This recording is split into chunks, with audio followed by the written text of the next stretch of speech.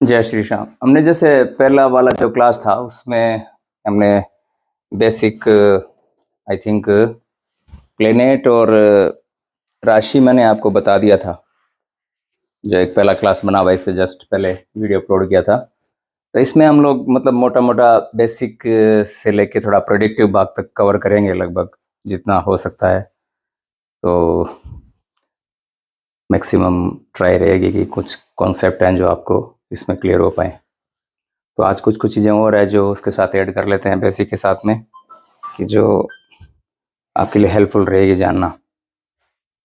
तो लास्ट आप देखोगे तो उसमें शायद मैंने राशि और प्लेनेट और कुछ कुछ जैसे लाइक धर्म त्रिकोण या उसका थोड़ा सा रिवीजन करके फिर उसके बाद नेक्स्ट स्टार्ट कर लेते हैं।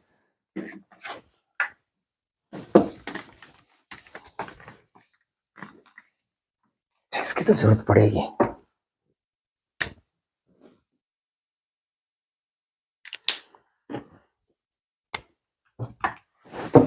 इसकी तो हेल्प जरूरत पड़ेगी समझाने के लिए आपको।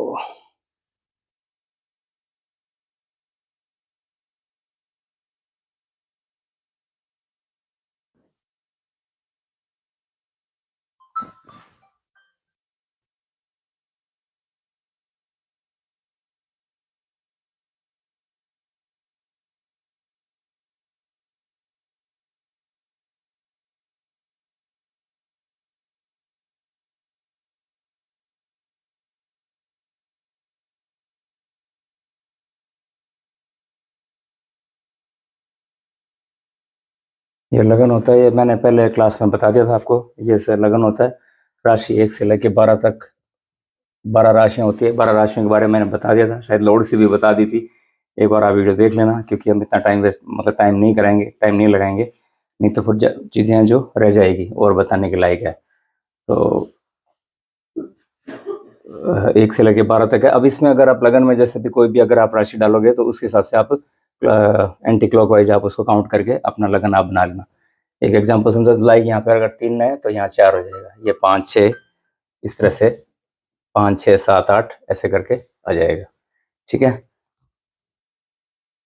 अब हम इसमें समझ लेते हैं कुछ कुछ चीज़ें जाननी। मतलब मोटा मोटा देखो हम लोग क्या क्या कवर कर रहे हैं इसमें, मैं आपको बता देता हूँ कि जो हमारा पर्पज़ क्या है, कि ताकि मतलब लगभग आई थिंक 25 से 30 क्लास हम करेंगे। तो उससे मोटा मोटा हम पहले जैसे पहले भाग में हमने जो पहला था पॉइंट, पहले पॉइंट पे तो मैंने राशि और प्लेनेट था। और सेकंड में आज जो है उसमें हम कुछ कुछ जो इनके भाव में क्या क्या कौन कौन सा भाव क्या क्या होता है। ठीक है, फिर थर्ड हम राशि को डिटेल से पढ़ लेंगे, फिर हम प्लेनेट पढ़ लेंगे, फिर हम ईच प्लेनेट का इफेक्ट देख लेंगे, कौन कौन से हाउस में 9 प्लेनेट का इफेक्ट देख लेंगे। फिर हाउस वाइज क्लियर कर लेंगे कि फर्स्ट लॉर्ड सेकंड में, फर्स्ट लॉर्ड थर्ड में। ठीक है, और देन उसके बाद कुछ योगाज हैं और कुछ फिर थोड़ा बहुत नक्षत्र है। इस तरह से बीच बीच में कुछ चलता रहेगा। तो एक मोटा मोटिवली आपको लगभग हो जाएगा कि आप एक चार्ट देख के मोटा मोटा आप एक एनालिसिस कर पाओगे।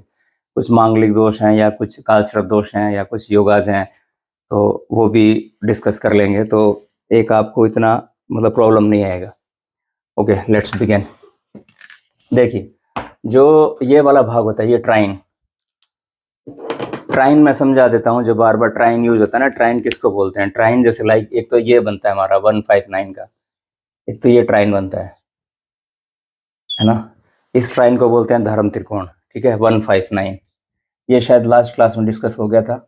ठीक है, एक बनता है आपका ये 2610 का ट्राइन, 2610 है ना, ये अर्थ हो गया। ठीक है, ये वेल्थ को दिखाता है अपने 2610 का जो ट्राइन है, ये वेल्थ को रिप्रेजेंट करता है। फिर आपका आ गया एक रे ट्राइन आ गया 3 7 11। ठीक है, ये आपके डिजायर हाउसेज है,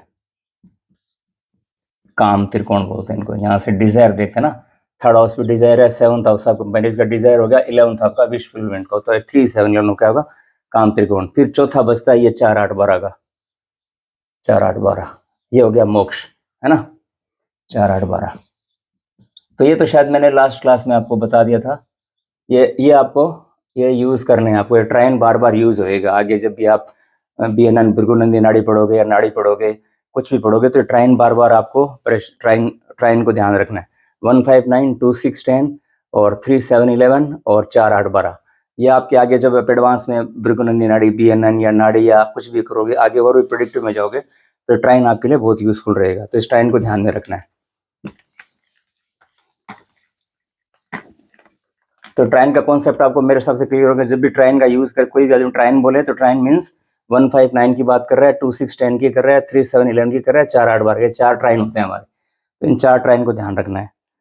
अब उसके बाद हम आ जाते हैं, कुछ राशियों का क्लासिफिकेशन है, या कुछ पहले हाउसेज को बता देता हूँ कि कुछ हाउसेज जैसे कौन कौन से हाउस हैं, उनको हम क्या क्या 4-5 बेसिकली जो मेन जो यूज होते हैं टर्म्स एस्ट्रोलॉजी में, जिनको जानना जरूरी होता है, तो वो हम देख लेते हैं कौन कौन से है, वो आपके लिए यूजफुल रहेगा।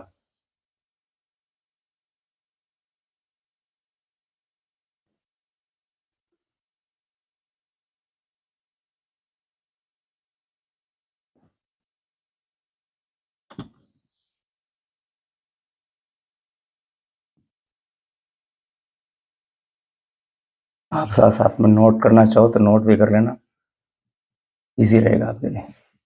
देखिए, जो सबसे बेसिक वाला तो था, ये तो 159 वाला, ये ट्राइन हो गया, धर्म त्रिकोण का हो गया, ठीक है, 159। और उसके बाद में 1, 4, 7, 10, ये जो सेंटर वाला जो हो गया, भाग हो गया, ये केंद्र कहलाता है ना, केंद्र, केंद्र स्थान।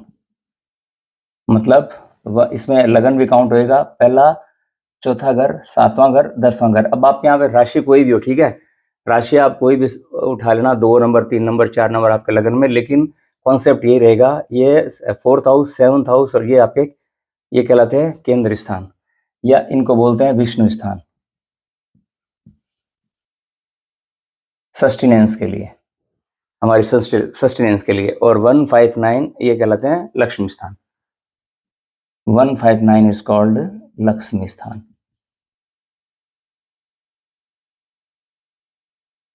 159, 1, 4, 7 हो गया आपका केंद्र। और एक आपको ध्यान रखना है, दिस वन, 3, 6, 10, 11, ये होता है उपचय, उपचय, उपचय हाउस, 3, 6, 10, 11, उपचय, ये टर्म्स बहुत यूज होएगा, उपचय भाव, ठीक है। इसका मीनिंग्स क्या होता है कि जो यहाँ पे जो 3, 6, 10, 11 में जो भी प्लेनेट बैठे हैं, जो इनके लॉर्ड हैं, ये उपचय हाउस का मतलब हो गया कि समय के साथ जो आपको जैसे जैसे टाइम ग्रो करेगा, वैसे इसमें बैठे प्लेनेट की अंतरदशा या दशा में ये प्लेनेट आपको रिजल्ट देंगे। उपचय हाउस 3, 6, 10, 11, ये वाला 3, 6, 10, 11 है ना, ये उपचय, इसको बोलते हैं उपचय भाव, ठीक। 1, 5, 1, 5, 9, 1, 4, 7, 10, 3, 6, 10, 11। और एक आपको ध्यान रखना है, एक आपको ध्यान रखना है मारक, ये भी टर्म बहुत यूज होएगा, मारक भाव या मारक स्थान बोल दो। ये है सेकंड और सेवंथ, सेकंड और सेवंथ, ये है आपके मारक, सेकंड और सेवंथ। मतलब वैसे अब हम ये पढ़ेंगे, अभी आप कोई बीच में मतलब एक एनालिसिस मत कर देना, कोई भी अंदर कोई थॉट है इस तरह का मत लाना। ये एक जनरल टर्म्स बताए गए हैं, लेकिन एक एज डिफाइन होती है एक पर्सन की, कि कोई पर्सन इलनेस, एक हमारा एज डिफाइन किया गया है। लाइक जैसे मैं अब आ गया सब्जेक्ट, तो जैसे मैं समझा देता हूँ आपको, क्लिनिटी मेरे को बताना तो है ही। तो हम यहाँ से स्टार्ट करते हैं। जैसे मान लो जो स्टार्टिंग जो प्लेनेट है वो केतु से दशा स्टार्ट होती है हमारी, है ना, केतु, केतु के बाद में वीनस, वीनस के बाद में आपका सन, सन के बाद मून, मून के बाद मार्स, मार्स के बाद आएगा राहु, उसके बाद आएगा जुपिटर, उसके बाद आएगा सैटर्न, और उसके बाद आएगा मरकरी। हो गए 9 प्लेनेट, 1, 2, 3, 4, 5, 6, 7, 8, 8, ठीक है।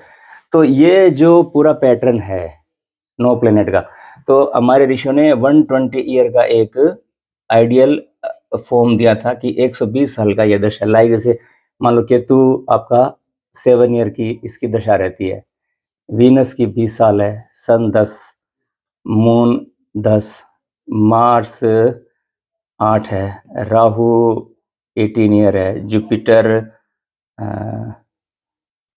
18 है, सैटर्न 20 है, मरकरी 19 है। तो ये इनको काउंट करेंगे हम लोग। अब एक साल इसमें हो सकता है वो, लेकिन जब टोटल करेंगे तो पूरा 120 ईयर्स का एक साइकिल आएगा, है ना। तो अब आपका कोई सा भी दशा चल रहा हो, अगर आपका सन का दशा, अगर आपका चंद्रमा का, हमारी दशा डिसाइड करता है चंद्रमा के नक्षत्र में हमारा जन्म हुआ। जहाँ पे हमारा चंद्रमा है, जिस चंद्रमा में जिस नक्षत्र में हमारा जन्म है, दशा वहां से काउंट होती है ना। तो वो तो खैर एक अलग कॉन्सेप्ट है, उस पर एक पूरा बनेगा एक अलग। तो उससे हमारी अब लाइफ, जैसे आपको मान लो जन्म के समय आपकी जो दशा चल रही थी, मान लो मार्स की दशा चल रही है ना, तो मार्स के बाद में आपको राहु का, जुपिटर का, सैटर्न का, मरकरी का। और अगर आपके जन्म के समय मरकरी का है तो मरकरी के बाद में फिर केतु आ जाएगा। तो ये ऐसे चलेगा, केतु, वीनस, सन, मून, ये इसी सीक्वेंस में चलेगा। अब आपका जन्म के टाइम में जो दशा आपका चल रहा हो, उसके बाद आप देख लेना वो दशा आपको, उसी दशा का पैटर्न। तो हमारा बहुत सारा जो लाइफ का डिवाइड भाग है ना, वो चंद्रमा का नक्षत्र डिफाइन कर देता है कि हमारे को पूरे साइकिल में हमें दशा कैसे मिल रही है। मतलब मिक्स मिल रहा है कि एक मेलेफिक का और 2 बेनिफिक का मिल रहा है तो बहुत अच्छी बात है। कहीं मेलेफिक के चैलेंजेस आ जाए तो एक अलग बात है, वो पास्ट लाइफ के, वो हमारे हाथ में नहीं, हमारे कंट्रोल में भी नहीं। तो चंद्रमा का नक्षत्र डिफाइन करता है कि हमारा दशा का सीक्वेंस कैसे रहता है ना। लाइक जैसे किसी को सैटर्न का मिला, बचपन में सैटर्न निकल गया मान लो, उसके बाद उसको सैटर्न निकल गया मान लो 13-14 साल तक, तो उसके बाद उसको मरकरी का दशा आया 16 के बाद में, है ना। तो 19 साल का है, उसका बिजनेस, पढ़ाई वढ़ाई सब कुछ ठीक हो गया, बेनिफिक प्लेनेट है। उसके बाद केतु मिल गया तो ये थोड़ा सा ब्रेक दे दिया। उसके बाद सस्विनस आ गया, थोड़ी राहत आ गई। सन आ गया, थोड़ा सा और अथॉरिटी या और रेंज है। फिर मून आ गया। तो इस तरह से आप अपने आप को एक मोटा मोटा एक डिफाइन कर सकते हो, ठीक है। तो ये तो हो गया है, प्लेनेट हो गए, प्लेनेट की दशा हो गई, और ये 2 और 7 और ये आपके काम आएंगे जो हैं। इसके अलावा और हम क्या कर सकते हैं, उपचय हो गया, धर्म त्रिकोण हो गया, केंद्र स्थान हो गया, 3, 6, 10, 11, मारक ध्यान में रखना है आपको, उपचय ध्यान में रखना है, केंद्र ध्यान रखना है, धर्म त्रिकोण ध्यान में रखना है। उसके बाद और कैटेगरी है, पर्णफर की है और ओपोक्लेम, और वो भी हैं। लेकिन मतलब मोटा मोटी जो मेजरली जो यूज होएगा ना, जो टर्म्स जो यूज होंगे, हम उसी पे बात करते हैं, जहाँ पे मतलब 80-90% आपका काम हो जाएगा, मतलब कि उससे आपको प्रॉब्लम नहीं आएगी। हम बेसिकली उसी को लेके चल रहे हैं। तो मैं वही ट्राई कर रहा हूँ कि वही टर्म्स बताऊं जो कि प्रैक्टिकली जिनका कि ज़्यादातर यूज़ हो। अब ऐसे बुक पढ़ने से या पूरा पढ़ने से तो वो चीज़ों का हल नहीं होगा, जो टर्म्स हाँ, एक और रह गया, त्रिक भाव भी याद रखिए, वो होते हैं 6, 8, 12। तो खतरनाक टर्म्स वाला तो रह गया, 6, 8, 12 लाल से लिख देता हूँ। इनको बोलते हैं त्रिक भाव। इनके लॉर्ड और इनमें बैठा प्लेनेट अच्छा नहीं माना गया है पराशर जी ऋषि के अनुसार। त्रिक भाव के स्वामी को, त्रिक भाव के स्वामी को मतलब मिक्स रिजल्ट है इनके त्रिक भाव के। नॉमिनली आप ये मान सकते हो 70-30, 70% चैलेंजेस और स्ट्रगल, और 30% मतलब थोड़ा सा बेनिफिट भी है। क्योंकि इनमें, इन भावों में जब अभी हम थोड़ा थोड़ा आज स्टार्ट कर देंगे हर भाव को स्टडी करना, क्योंकि मेरे को लगता है 2 क्लासों में मोटा मोटा आपको प्लेनेट मैंने बता दिए, राशियां बता दी, राशि के करेक्टर भी शायद मैंने पहली क्लास में बता दिए थे आपको। नहीं तो आप कमेंट्स में बता देना मेरे को लिख के कि क्या है क्या नहीं मैंने बताया। तो ये मोटा मोटा आपको 4 बहुत यूजफुल होंगे, केंद्र, लक्ष्मी स्थान, विष्णु स्थान, उपचय, मारक, और ये त्रिक भाव 6, 8, 12 है ना। तो 6, 8, 12 के स्वामी या इनमें बैठे प्लेनेट अगर हैं तो थोड़ा सा चैलेंजेस क्रिएट करते हैं। ये अभी भी पढ़ेंगे, अभी भी चैलेंजेस क्या क्रिएट करते हैं, क्या नहीं है दशा में, या कैसे मिलता है, क्या नहीं मिलता है। ये एक आगे की क्लासों में हम इसको डीपली स्टडी करेंगे। तो ये मोटा मोटा अभी तक आपको इन 9 प्लेनेट का सीक्वेंस ध्यान में रखना है, ये 5 ये चीज़ें ध्यान में रखनी है, ठीक है। तो अब मेरे हिसाब से हम राशि को थोड़ा थोड़ा डिफाइन कर लेते हैं, राशि के कैरेक्टरिस्टिक्स पढ़ लेते हैं। उससे पहले भी एक चीज़ मैं और बता दिया, सब अगर आपने नोट कर लिया हो तो आप नोट भी कर लेना, या फोटो खींच रहे हैं नोट कर लेना, जो भी हो, ठीक है। मैं आगे बढ़ रहा हूँ।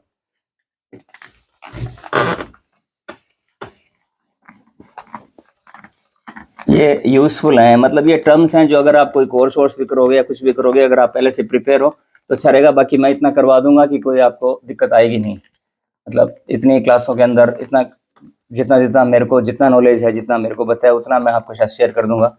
एक आप ध्यान में रखना है आपको, ये इनके अलावा आपको एक टर्म्स और याद रखना है, वो है एक तो याद रखना आपको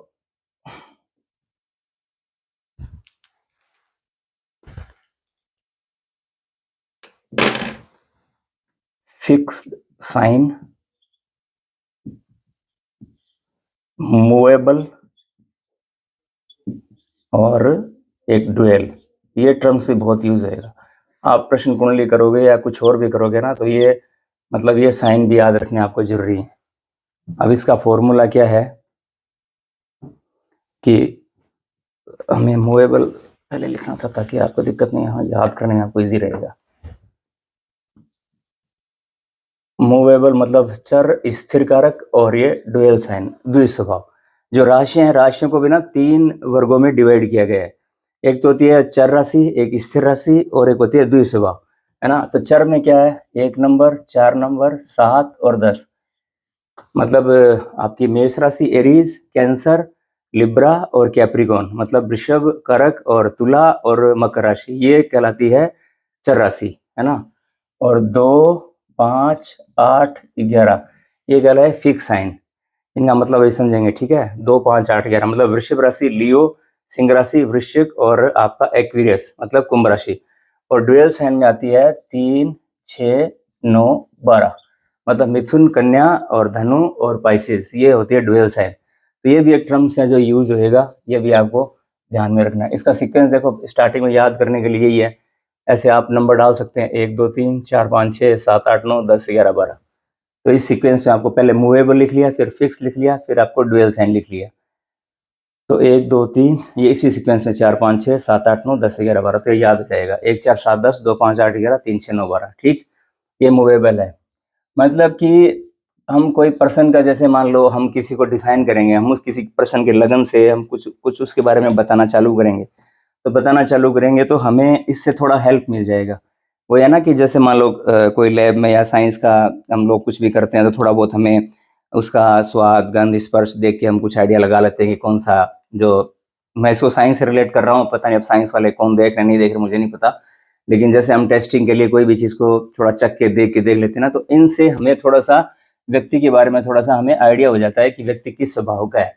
कि जो जिस लगन को लेके व्यक्ति पैदा हुआ है, उस लगन के राशि के आधार पे हम उस व्यक्ति को आइडेंटिफाई कर सकते हैं अकॉर्डिंग टू उसके लगन को। लाइक जैसे मान लो ये साइन अगर आता है किसी के लगन में, मेष राशि या कर्क राशि या लिब्रा है, तो मूवेबल है, मतलब कि चलायमान है व्यक्ति है, मतलब कि वो फ्लेक्सिबल है, ठीक है। और ये फिक्स साइन वाला है, थोड़ा रिजिड टाइप का होगा, मतलब ट्रेवलिंग ज्यादा या मतलब स्थान परिवर्तन, चेंजेस करना इसको पसंद नहीं होंगे इन व्यक्तियों को, है ना। तो एक हम प्रिडिक्शन कर सकते हैं, 3, 6, 9, 12 ना डुअल साइन होते हैं, मतलब ना इधर है ना उधर है। भाई मूव भी कर सकते हैं, फिक्स भी रख सकते हैं, मतलब इनमें दोनों ही करेक्टर मिलेंगे। तो ये इसीलिए इनको राशियों को डिफाइन किया गया है, मूवेबल, फिक्स और डुअल साइन। तो ये टर्म्स भी आपको ध्यान में रखना है, ठीक है। अब आगे बढ़ते हैं। अब हम जो है आज स्टडी कर लेते हैं स्टार्टिंग में हाउसेस के बारे में। हाउसेस के बारे में स्टडी कर लेते हैं, हाउसेस को डीपली जान लेते हैं। हाउसेस क्या क्या चीज शो करते हैं।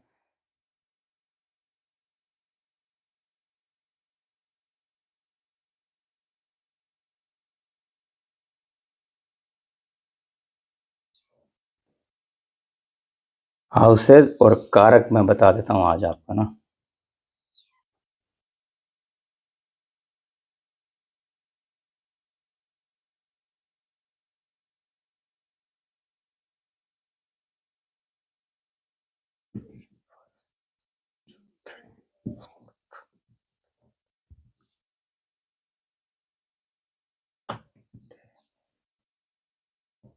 देखिए फर्स्ट हाउस का जो सबसे पहले कारक भी काम आएंगे, कारक को भी ध्यान में रखना बहुत जरूरी है। कारक पे डिस्कस कर लेते हैं। पहले मैं आपको पूरे एक जो प्लेनेट जो बैठे हैं आपके, वो ठीक है, कोई भी चार्ट में आपके कितने प्लेनेट पोजीशन में बैठे हैं वो ठीक है, लेकिन कुछ रिस्पॉन्सिबिलिटी है ना, मतलब कि कुछ प्लेनेट को पर्टिकुलर हाउस को कंट्रोल करने की एक मान लो उनको एक पावर दी गई है कि कुछ प्लेनेट हैं जिनको कि कंट्रोल करने की जिनके पास पावर है, उनका हमारे चार्ट पे, हमारे होरोस्कोप में उनका स्ट्रोंग होना या उसको उनको स्ट्रोंग करना, मतलब हमारे लिए रिजल्ट अच्छा करने के लिए बेटर रहता है अगर हम उन प्लेनेट को इम्प्रूव करते हैं। बेसिकली देखो, एस्ट्रोलॉजी को सीखने का या लॉजिक को जानने का कारण यही है कि एस्ट्रोलॉजी का जो मूल सारांश क्या है, फंडामेंटल, जो अगर आप शास्त्र पढ़ोगे तो यही था कि भाई जो जातक को या जिसका कुंडली हम देख रहे हैं, जिसके बारे में बता रहे हैं, उसको उन घटनाओं के प्रति, आगे वाली जो विपरीत परिस्थिति या कुछ इसको मिलना है उसके प्रति उसको आगाह करना, ये एक एस्ट्रोलॉजर का एक ड्यूटी बनता है, एक रेस्पॉन्सिबिलिटी बनता है कि भाई ये पर्टिकुलर समय है जो थोड़ा सा आपको ऐसा मिलेगा, इसको आपको थोड़ा सा ठीक से निकालना है। और प्लस सेकंड जो मैं इम्पोर्टेंट मानता हूँ वो है कि हमें मतलब कि फील्ड क्या चूज करना चाहिए, है ना, हमारे लिए राइट वे कौन सा रहेगा। बाकी आजकल देखो दुनिया भर की चीज़ें निकल गई है, लेकिन देखो मोटा मोटा जो सार जो मेरे को नज़र आता है वो यही होता है कि भाई हमारे को कोई एक ऐसा गाइडेंस मिल जाए कि हाँ देखो, लाइफ में सबके अप एंड डाउन सभी के आते हैं, ऊपर नीचे सभी के होते हैं, तो हमें एक गाइडेंस मिल जाए प्रॉपरली कि हाँ ये पर्टिकुलर पीरियड है जो 5-6 साल का, 7 साल का जो भी है, ये फेज़ मेरा ऐसा रहना है, मैं इसमें इस तरह से अपने आप को इन्वॉल्व करूँ तो मेरे लिए बेटर रहेगा, फिर मेरा आगे का लाइफ है जो मेरा ठीक होएगा। क्योंकि देखो लाइफ एक समान किसी का नहीं रहता, ठीक है, अप एंड डाउन सभी की लाइफ में आते रहते हैं, कोई से ही उठा के देख लीजिए आप, ठीक है। और प्लस जो हमारे को सेकंड जो मैं इसको सबसे ज़्यादा मैं इसको मानता हूँ वो होता है कि आप में क्या पोटेंशियल है, मतलब कि आप एनर्जी, आपकी किस एनर्जी है, आप सिंगर हो, डांसर हो, आप स्पिरिचुअलिटी हो, आप एस्ट्रोलॉजी बनोगे, बिजनेसमैन, बिजनेस रहेगा, ये सब को फाइंड आउट करना कि इसको करना, ये एक बहुत बड़ा होता है कि हमारे अंदर कुछ ऐसी अंदर में इनेट कुछ क्वालिटी जो परमात्मा हमें दे के भेजता है, उसके अकॉर्डिंगली हम उन सब चीज़ों को भी अपने साथ में इंट्रोड्यूस करें। लाइक किसी में मान लो सिंगिंग की या कुछ बजाने की बहुत बड़ी प्रतिभा है, टैलेंट है उसमें, और उसको वो यूटिलाइज नहीं कर रहा है, ठीक है, वो भागे जा रहा है, तो लेकिन अगर वो कुछ करे, किसी को पता नहीं होता है, लेकिन अगर वो उसको रिकॉग्नाइज कर लेता है प्लेनेट के थ्रू कि हाँ, वो उसमें मेहनत करे, एफर्ट्स लगाए, तो नेचुरली उसको रिजल्ट मिलेगा। देखो प्लेनेट कुछ ऐसे कुछ नहीं करने वाले, हमें एफर्ट्स पुट करने पड़ेंगे, हमें एक ये इशारा देते हैं, इंडिकेशन देते हैं कि हाँ आप इस एरिया में या इसमें आप इन्वॉल्व होइए। तो आप प्रैक्टिकल को ज़्यादा इंपॉर्टेंस दीजिए ना, वर्किंग पे ज़्यादा फोकस करना, नहीं कि जैम स्टोन पे या जो जितने भी तरह के जो भी मेथड बताए गए, बजाय उन पे नहीं भागो आप प्रैक्टिकल अपने लाइफ के रूटीन में डिसिप्लिन, रिस्पॉन्सिबिलिटी, घर परिवार, माँ बाप, बहन भांजे, ठीक है, इन सब पे फोकस रखो। देखो आपकी लाइफ कैसे, कितनी 360 डिग्री कैसे टर्न आउट होती है, कैसे लाइफ में चैलेंजेस अपने आप difficulties come. Let us come back. देखिए फर्स्ट हाउस का जो कारक माना गया है वो है सूर्य। फर्स्ट हाउस का कारक मतलब कि आप, सूर्य चाहे आपका कहीं बैठा हो, ठीक है, उसको एक फर्स्ट हाउस का उसको एक रेस्पॉन्सिबिलिटी मिला है। फर्स्ट उसको कारक, हम अभी कारक स्टडी कर रहे हैं, हाउस को धीरे धीरे डिफाइन करेंगे। पहले मैं आपको कारक बता देता हूँ कौन कौन सा है जिसको कि पूरी रिस्पॉन्सिबिलिटी मिली हुई है, ठीक है। फर्स्ट हाउस का कारक है सन, इसमें कलर दूसरा लेते हैं। सेकंड हाउस का कारक है जुपिटर, बृहस्पति। थर्ड हाउस का कारक है मार्स।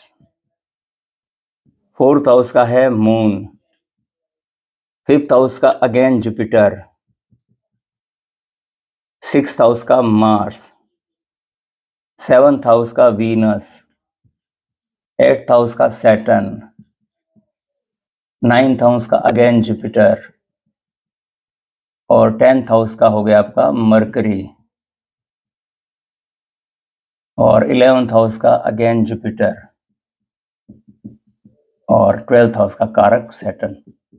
आप कारक में कंफ्यूज अगर हो रहे हैं तो कंफ्यूजन निकाल दीजिए। आपके प्लेनेट कहीं बैठे हों, मैं फिर बता रहा हूँ, ये कारक हैं, स्थिर कारक हैं, मतलब कि इन हाउस की रिस्पॉन्सिबिलिटी इनके पास है, ये आप मान के चलिए, ठीक है। ये जो मैंने कारक लिखे हैं, इन घरों को कंट्रोल की एक एक्स्ट्रा पावर, आपके प्लेनेट, आपका मरकरी चाहे कहीं बैठा हो, लेकिन 10th हाउस की कुछ एक्स्ट्रा रिस्पॉन्सिबिलिटी मरकरी को दी गई है। अब देखिए जुपिटर का रोल देखिए हमारे मतलब पूरे चार्ट के अंदर। नंबर 1 वेल्थ, बच्चे, भाग्य, विश फुलफिलमेंट, है ना। तो 4 घरों को कंट्रोल जुपिटर के हाथ में है। मान लो दूसरा घर, 5वां घर, 9वां घर और 11वां घर, है ना। सेकेंडरी कारक भी सेकेंडरी भी है इनके, लेकिन मेन जो प्राइमरी जो आपको यूज आएंगे वो ये प्राइमरी है। इसके बाद जुपिटर भी बनता है, मंगल भी बनता है, और यहाँ भी वीनस भी बनता है, मार्स भी बनता है ना। लैंड के लिए मार्स बन जाता है, ठीक है, 4th हाउस में। लेकिन जो मेन जो है वो आपको ये जो है ये प्राइमरी कारक हैं। तो जुपिटर का रोल हमारे लिए 4 घरों को कंट्रोल जुपिटर मेजरली कंट्रोल कर रहा है। सेकंड को ये आपके पूर्व पुण्य भाग, ये आपका भाग्य और ये आपके विश फुलफिलमेंट को कंट्रोल जुपिटर करता है। जुपिटर को स्ट्रेंथन देना, पावर देना अति आवश्यक है। जुपिटर की जो भी क्वालिटीज हैं, जो भी कैरेक्टरिस्टिक्स हैं, अभी हम पढ़ेंगे, उनको लाइफ में उतारना, उनको लाइफ में लेके आना, तो आपका जो जितने जो चैलेंजेस या स्ट्रगल हैं वो काफी मिनिमाइज हो सकते हैं थ्रू जुपिटर, ठीक है। तो ये हो गए कारक। कारक याद रखने हैं आपको, ठीक है। और छठे का मार्स है, 8वें का और 12वें का शनि है। 8वें घर का 12वें घर का कारक शनि को बनाएंगे। अब हम एक एक करके हाउस का स्टडी स्टार्ट करते हैं कि हाउस क्या क्या हमें बताते हैं, ठीक है। हाउस भी मैं आपको कुछ स्पेशल मतलब कुछ चीजें अलग से ऐड करूंगा। प्लेनेट भी आपको अलग से, प्लेनेट का डिस्क्रिप्शन भी फुल से डिटेल से बनाएंगे। तीसरा जो वीडियो बनाएंगे वो प्लेनेट बताएंगे। आज हाउस जितने हम कर सकते हैं, अगला जो प्लेनेट का भी हम एक बड़ा लंबा पूरा बहुत डिटेल से बनाएंगे, जिसमें बहुत डिटेल से आपको स्टडी करने को मिलेगी। अगर आपके हाउस पे प्लेनेट पे पकड़ आ जाएगी अच्छे से ना, कि भाई हाउस क्या क्या रिप्रेजेंट कर रहा है, प्लेनेट क्या बोल रहा है, तो फिर आप उसको अपने आप उसको आप एड ऑन आप अपने आप करते जाएंगे। फिर आप में थोड़ी थोड़ी आप में एक तीसरी थर्ड क्लास में जो अगला थर्ड लेक्चर आएगा उसमें आपको ना बहुत कुछ चीजें जो है वो मतलब एक मिल जाएगी आपको, एक प्रेडिक्टिव वे में आप कुछ कुछ देखना आप सीख जाओगे। देखो मैंने शायद पहली क्लास में आपको प्लेनेट की राशियां सब बता दी थी कि कौन प्लेनेट के किन किन को कंट्रोल करता है। आप मेरा पहला एपिसोड देख सकते हो, तो उसमें मैंने बता दिया कौन कौन सा प्लेनेट कौन कौन सी राशि को कंट्रोल कर रहा है, ठीक है। प्लेनेट बता दिए थे, राशियां बता दी थी, ठीक है। अब हम चलो लेट्स कम फर्स्ट भाव। देखिए फर्स्ट भाव सबसे इंपॉर्टेंट आपका, क्योंकि यहाँ पे सोल एंटर कर रही है हमारी फर्स्ट हाउस से, है ना। तो एक तो होगी आपकी फिजिकल अपीयरेंस, मतलब आप दिखते कैसे हो, लंबे छोटे ओछे सब कुछ है, ये आपकी फिजिकल अपीयरेंस को दिखाता है। एक आपका हेड हो गया, ऊपर का सर का भाग हो गया, है ना। सर का जो भाग है ऊपर वाला हो गया, ठीक है। प्लस आपका स्टेमिना, ठीक है, स्ट्रेंथ आपकी, ठीक। और मैरिड लाइफ से भी, फर्स्ट हाउस से मैरिड लाइफ भी देखी जाती है। अच्छा एक चीज मैं आपको और क्लियर कर देता हूँ कि फर्स्ट हाउस में देखिए आप जो है 12th हाउस को क्रॉस करके आप फर्स्ट हाउस में आए हो ना, एक साइकिल ये पूरा हुआ है, तब आपको लगन में लगन यहाँ पे कुछ भी हो सकता है। अगर यहाँ पे मान लो मैं कोई मिथुन मिथुन राशि लिखता हूँ तो उसके 12वें हाउस में यहाँ पे क्या आएगा, यहाँ पे टॉरस आएगा, है ना। और अगर कोई कर्क राशि वाला है जैसे 4 नंबर है तो उसके यहाँ पे जेमिनी आएगा, 3 नंबर 12वें हाउस में। तो आप ये देखना, आप ये ऑब्जर्व करना कि फर्स्ट हाउस के कुछ कुछ जो राशि का जो सिग्निफिकेंस है, हमने पहले क्लास में डिस्कस कर लिया था, या हम देख लेंगे। आप बता देना मेरे को कमेंट्स करके, अगर मैंने बता दिया डिटेल से तो ठीक है, नहीं तो हम और डिस्कस कर लेंगे। जैसे लाइक यहाँ फर्स्ट हाउस में अगर मान लो जेमिनी एसेंडेंट है कोई, मान लो 3 नंबर वाला है, जैसे मान लो हम 3 नंबर वाले को क्या कहेंगे कि बहुत टॉकेटिव है, कम्युनिकेटिव है और दिखने में थोड़ा सा कम उम्र का लगता है, इस तरह के हम कुछ प्रिडिक्ट हम 3 नंबर को देख के बताएंगे ना। डुअल साइन है, मतलब डिसीजन नहीं ले पाता थोड़ा सा। तो फर्स्ट हाउस, हाँ जैसे हम बात कर रहे थे कि लाइक जैसे कोई सपोज यहाँ पे मैं 3 नंबर लिखता हूँ, तो 3 नंबर मान लो जेमिनी एसेंडेंट का मोटा मोटा हम क्या कैलकुलेशन लगाएंगे, डुअल साइन है, डिसीजन नहीं ले पाता, या टॉकेटिव है, कम्युनिकेशन ज्यादा है, पढ़ने लिखने का शौक है, इस तरह का ना।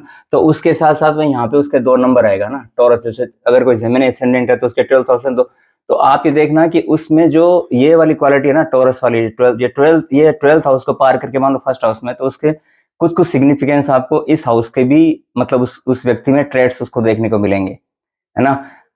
तो इसको भी ध्यान में रखना है कि इसको भी आपको साथ में लेके चलना है कि इसके भी थोड़े वो सिग्निफिकेंस आपको, इस राशि के भी थोड़े से जो जो कैरेक्टरिस्टिक्स हैं वो भी इसके एड ऑन करने हैं इस प्रश्न का, जब हम इसका पर्सनालिटी बताएंगे, इसके प्रश्न के बारे में। राशि के आधार पे हम किसी प्रश्न के बारे में बताएंगे ना कि भाई कैसा है क्या नहीं है।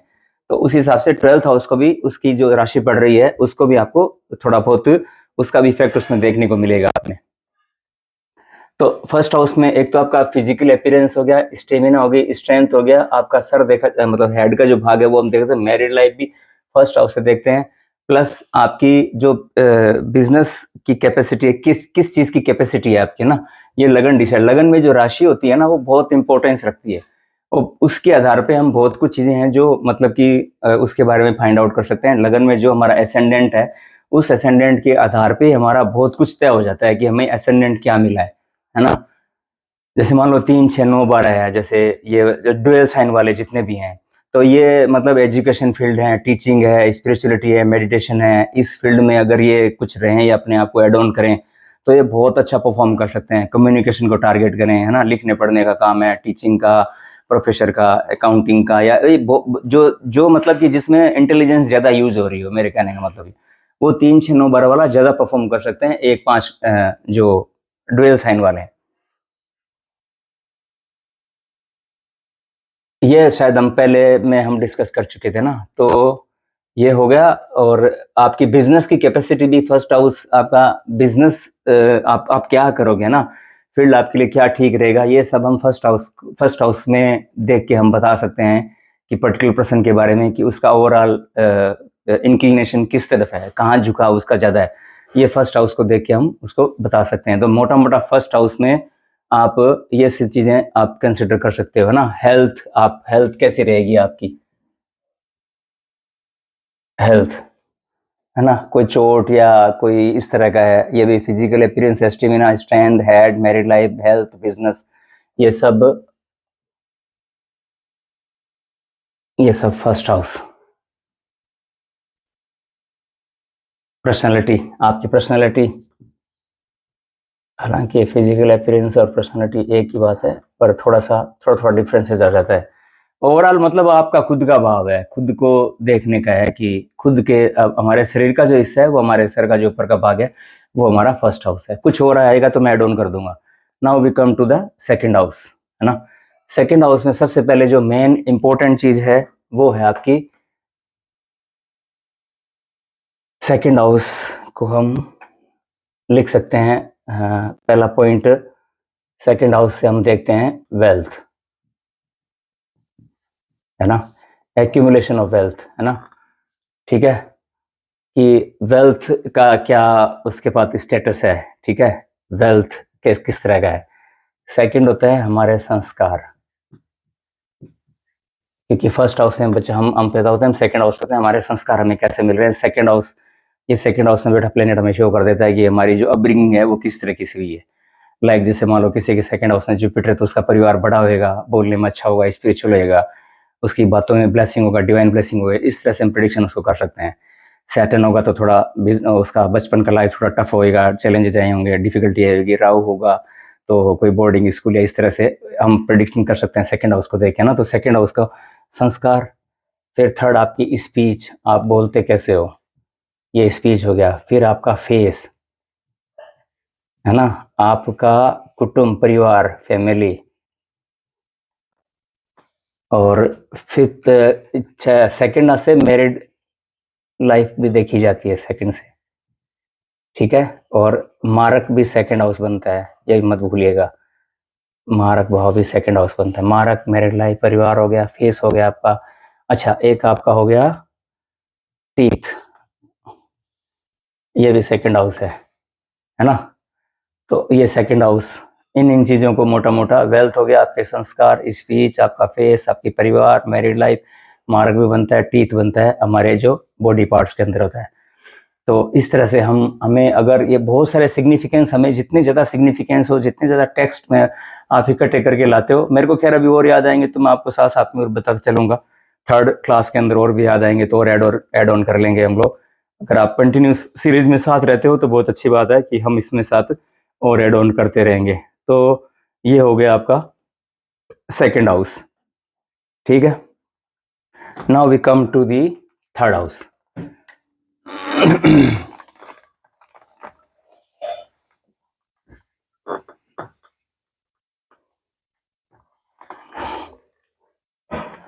देखिए ये अर्थ त्रिकोण का भी हाउस था, ठीक है, 2 6 10 ये भी कनेक्ट करते हुए चलता है साथ में, याद रखना आप।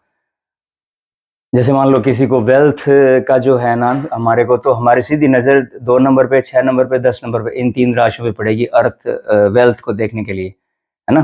तो ये जहाँ पे पड़ेगी तो हम उसको अर्थ से कनेक्ट कर सकते हैं, वेल्थ पॉइंट ऑफ व्यू से ये इन 3 राशियों को हम लोग यूटिलाइज कर सकते हैं कहीं भी। इनका यूज कैसे होगा, कहाँ होगा, वो हम आगे डिस्कस करेंगे। लेकिन आपको ध्यान रखना है कि ये अर्थ जो है वेल्थ को पृथ्वी तत्व की अर्थ त्रिकोण है, ये आपको ध्यान रखना है। अब देखिए थर्ड हाउस में आपका जो पारिवारिक कनेक्शन बनता है वो बनते हैं आपके सिबलिंग्स।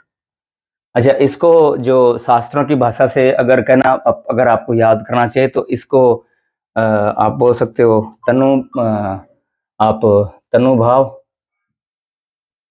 और ये हो गया आपका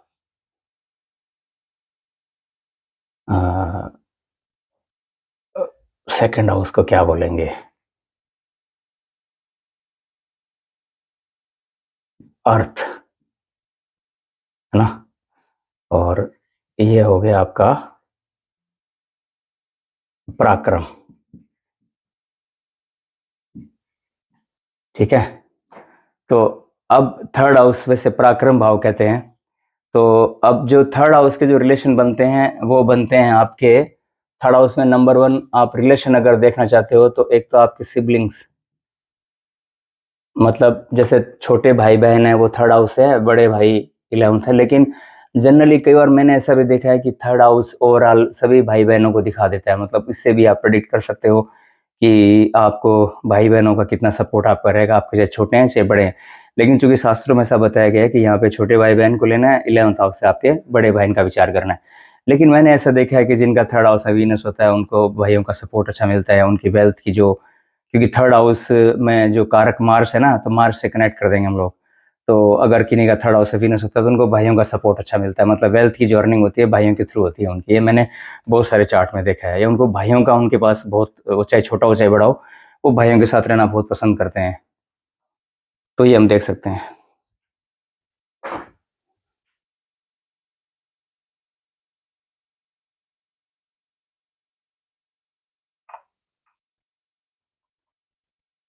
तो ये था, ठीक है। जैसे मान लो इसको हमने बोला था ना तनु भाव, ये धन भाव हो गया,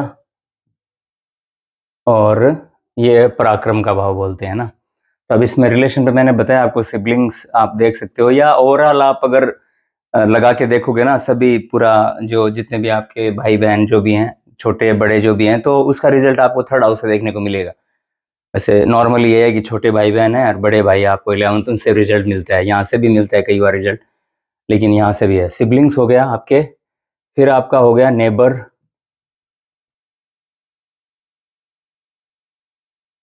और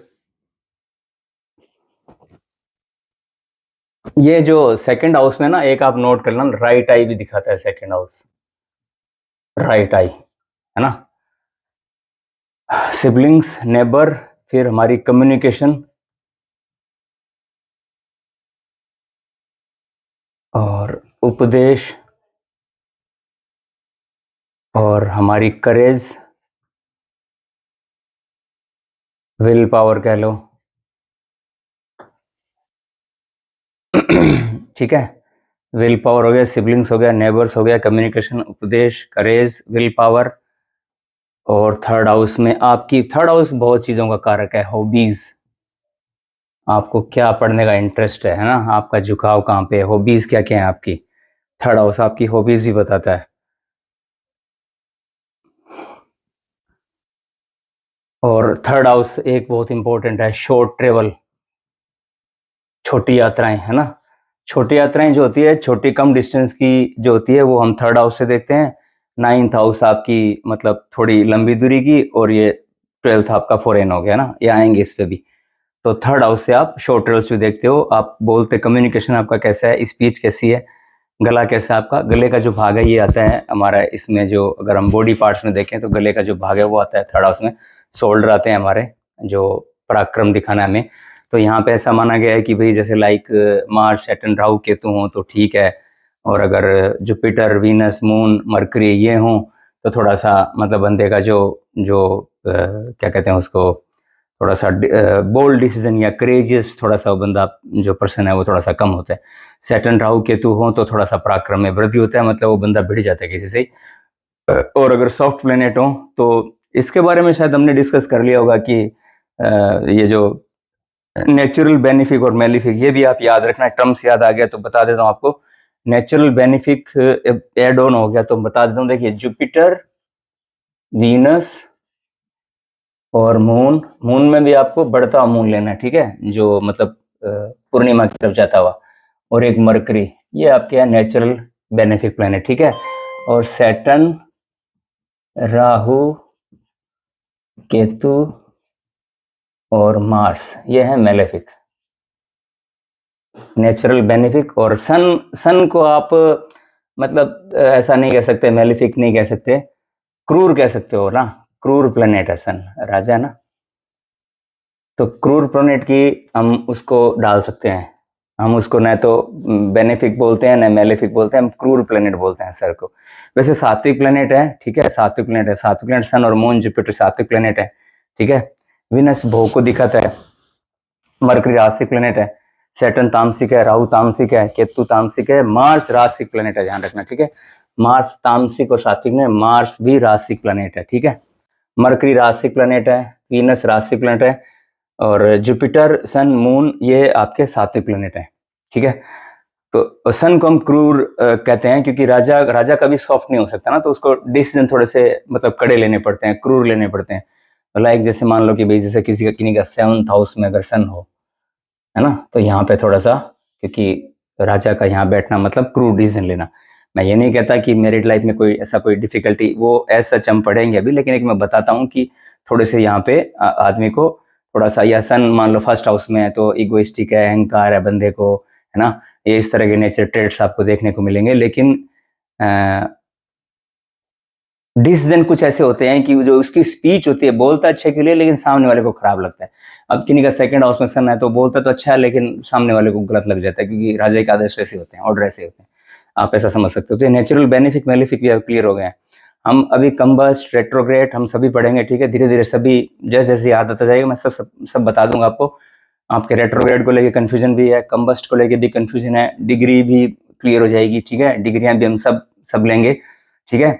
मतलब इस सिलेबस के अंदर मैं मतलब मोटा मोटा काफ़ी चीज़ें जो हैं आपको सारा लगभग क्लियर करूँगा। Let's come back to third में। थर्ड में हम क्या क्या आ गया था, so travel, siblings, neighbour, communication, उपदेश, करेज, विल पावर, हॉबीज, ये मोटा मोटा आपका 3rd हाउस आपका होता है, ठीक है। काल पुरुष की कुंडली में जेमिनाई रूलर, इसका एक काल पुरुष की कुंडली आपको हमेशा ध्यान में रखनी है अपने माइंड में।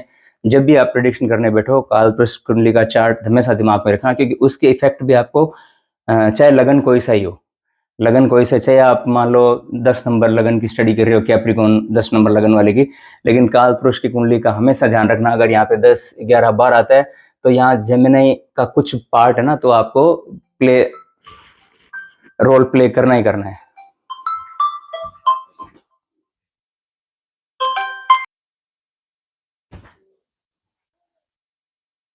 तो हम थे नेचुरल बेनिफिक, नेचुरल बेनिफिक, ठीक है। अब ये हमारा 3rd हाउस मोस्ट इम्पोर्टेंटली हो गया है, कुछ ऐड ऑन आएगा तो हम इसको और ऐड कर लेंगे, ठीक है। Short travel, sibling, neighbour, communication, उपदेश, courage, will power, hobbies, interest आप देख सकते हो। हाँ, स्पोर्ट्स हो गया, स्पोर्ट्स भी आप देख सकते हो इससे 3rd हाउस से। स्पोर्ट्समैन यहीं से बनता है आदमी, 3rd हाउस का रोल होता है स्पोर्ट्स में। जो लोग अच्छा स्पोर्ट्स में जाना चाहते हैं उनके लिए आप 3rd हाउस स्टडी करो। 3rd हाउस बहुत इंपॉर्टेंट रोल प्ले करता है। आप देखोगे जितने भी टेनिस प्लेयर हैं, क्रिकेट, स्पोर्ट्स हैं, उनका कनेक्शन लगन से या कहीं ना कहीं लगन से 3rd हाउस का इनका रोल प्ले आपको बहुत मिलेगा। 3rd हाउस का बहुत रोल प्ले करता है 3rd हाउस जो स्पोर्ट्स में जो अच्छा ऊंचाई पे जाते हैं, हाइट पे। हम अगली क्लास में कुछ चार्ट पे स्टडी करेंगे, देखेंगे थोड़े थोड़े 2-3 चार्ट भी लगा लगा के देखेंगे, उससे आपको बहुत अच्छा लगेगा, है ना। अब आज एक हाउस और कर लेते हैं, फिर अगले क्लास में, क्योंकि थोड़ा बहुत बड़ा हो जाएगा नहीं तो 4th हाउस कंप्लीट करके फिर हम आगे के हाउस फिर अगली क्लास में स्टडी करेंगे, क्योंकि लंबी क्लास हो जाएगी तो फिर थोड़ा सा बोरियत सा लगने लगता है ना। अब देखिए, इसको सुख भाव बोलते हैं। अगर आपने नोट कर लिया तो मैं मिटा लेता हूँ, पहले फोर्थ हाउस को स्टडी कर लेते हैं हम लोग। फोर्थ हाउस को देख के उसके बाद अगले जो हाउसेज हैं वो हम नेक्स्ट क्लास नंबर 3 में देख लेंगे। प्लस इसमें कुछ अगर फर्स्ट सेकंड थर्ड फोर्थ में कुछ छूट गया है वो भी ऐड ऑन कर लेंगे। तो आप साथ साथ में अपना एक लिखते जाइए ताकि आपको दिक्कत नहीं आएगी।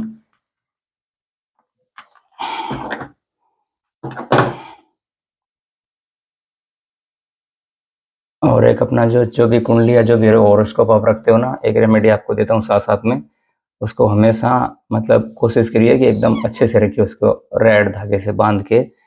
वो आपको परमात्मा ने हमें एक बहुत बड़ा वो दिया हुआ है, तो अपने चार्ट को बहुत अच्छे से उसको तोड़ मरोड़ के ऐसे मत रखिए, कुंडली को बकायदा वो सेफ उस पर स्वास्तिक का निशान लगा के फिर आप उसको रखिए।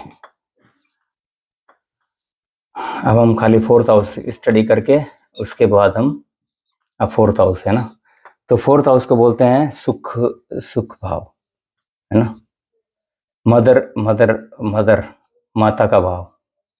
ठीक है, यहाँ पे आपकी मेंटल पीस दिखी जाती है, मानसिक शांति, मानसिक सुख। जिस व्यक्ति को कोई एंग्जाइटी, डिप्रेशन या कुछ मन भरना या मन में गुबार लगना या क्या रहता है क्या नहीं होता, उसके लिए हम सीधा फोर्थ हाउस पे नजर डालेंगे। हम जितना एस्ट्रोलॉजी में जितना हम इजी रहेंगे ना, उतना ज़्यादा हमारे लिए, हम चार्ट को देखते ही प्रॉब्लम को पहले आप आइडेंटिफाई कर लो कि भाई क्या है। क्योंकि देखो ये 12 भाव है ना, ये तो दुनिया भर की चीज़ें, इसमें इतना कुछ है कि भाई पूरा एक ब्रह्मांड ही समाया हुआ है। तो हम कहाँ हम जाएंगे, हम कंफ्यूज हो जाएंगे। तो हम जितना हम इसको छोटा मिनिमाइज कर लेंगे उतना ज़्यादा है। हमें मान लो इस तरह का जब कोई सुख के बारे में कि भाई मेरे पास प्रॉपर्टी, मेरे पास व्हीकल, माता का सुख है, मेरी मेरी शांति भंग है ना, लैंड, एग्रीकल्चर, व्हीकल्स, और ये सारा का सारा फोर्थ हाउस है आपका, है ना। माता से रिलेशन, माता के साथ संपर्क, माता का सुख, है ना। आपको लैंड, प्रॉपर्टी, व्हीकल्स और आपकी मेंटल पीस, ये सारा का सारा पूरा फोर्थ हाउस है। ये सब फोर्थ हाउस आपका सुख जो बोलते हैं वो ये आपका दिखाता है। सिंहासन भी बोलते हैं इसको, फोर्थ हाउस को, है ना। तो ये सारा फोर्थ हाउस है। तो ये यहाँ तक हम आज रोक देते हैं। तो जितना आप चार्ट को लेके जितना इजी रहोगे, वो उसी पर्टिकुलर, फिर हम थर्ड हाउस में ये भी, हम थर्ड क्लास में हम ये भी देख लेंगे कि भी क्या क्या जो स्टेप हैं जो हमें रखने हैं ताकि हमें दिक्कत ना आए।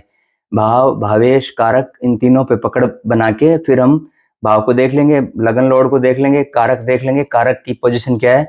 तीनों के आधार पे हम एक कंक्लूजन निकाल लेंगे कि प्रॉब्लम कहाँ पर है, किस एरिया में प्रॉब्लम है। कोई डिजीज आइडेंटिफाई करनी है, उसको लाइफ में क्या क्या है, वो काफ़ी एक हम पूरा एग्जैक्टली वहीं पॉइंट फिगर आउट, वहीं पॉइंट करेंगे तो हमारे लिए बेटर रहेगा कि हम उसी डायरेक्शन में फोकस रहेगा हमारा। हम इतने कन्फ्यूजन है कुंडली देखते, जब हम देखते हैं तो इतना देखते एकदम से आदमी बरगला जाता है। लेकिन जब एक क्वेश्चन क्लियर होता है तो हम पर्टिकुलर उसी जगह पे जाके बैठते हैं। हमें फिर एक बार उन सबको नहीं छेड़ना है। मैरिज अगर है तो हम सीधा 7th हाउस यहीं पे बात करेंगे। सुख के लिए हम चौथे को देखेंगे। भाइयों बहनों और हमारी हॉबीज है तो यहाँ आएंगे। वेल्थ के लिए हमारा ध्यान यहीं जाएगा। एक बार हम कुछ नहीं देखेंगे, हम ये देखेंगे यहाँ का जो यहाँ पे प्लेनेट कौन है, फिर इसका जो लगन लॉर्ड है वो, इसका जो स्वामी है वो कहाँ गया है, और जुपिटर की क्या पोजीशन है। पहले 3 चरण हम फॉलो कर लेंगे, उसके आधार पे हम एक कंक्लूजन निकालेंगे कि बंदे की क्या कैपेसिटी, उसको करना क्या है, हम क्या क्या देना है। मैं एक मोटा मोटा एक बता रहा हूँ, वो हम इस तरह से आगे बढ़ेंगे। तो आशा आपको पसंद आया होगा। मैंने मेरे हिसाब से जो जितना मैं एफर्ट्स कर पाया हूँ, कोई गलती रह गई हो तो माफ़ी चाहता हूँ। Thank you so much. मिलते हैं नेक्स्ट क्लास में। जय श्री श्याम, राधे राधे।